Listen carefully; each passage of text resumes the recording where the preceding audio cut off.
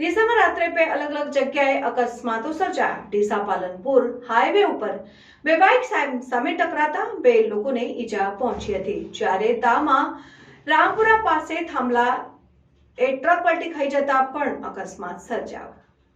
ડીસામાં રાત્રે બે અલગ અલગ જગ્યાએ અકસ્માતો સર્જાયા। ડીસા પાલનપુર હાઈવે ઉપર બે બાઇક સામે ટકરાતા બે લોકોને ઈજા પહોંચી હતી, જ્યારે દામાં રામપુરા પાસે થાંભલા ટ્રક પલટી ખાતા પણ અકસ્માત સર્જાયો। ડીસા થરાદ હાઈવે ઉપર વહેલી સવારે એક ટ્રક પલટી ખાઈ જતા અકસ્માત સર્જાયો।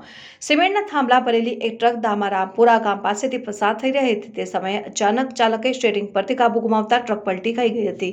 ઘટનાને પગલે આજુબાજુના લોકો દોડી આવી રાહત કામગીરી શરૂ કરીને સદનસીબે જાનહાનિ પહોંચી ન હતી, પરંતુ ટ્રક પલટી ખાતા માલિકને મોટું નુકસાન વેઠવવું પડ્યું। આ સિવાય ડીસા પાલનપુર હાઈવે ઉપર પિનાક પેટ્રોલ પંપ પાસે રાત્રે બે બાઇક સવાર સર્વિસ રોડ પરથી પસાર થઈ રહ્યા હતા અને તે દરમિયાન બે બાઇક સામસામે ટકરાતા અકસ્માત સર્જાયો।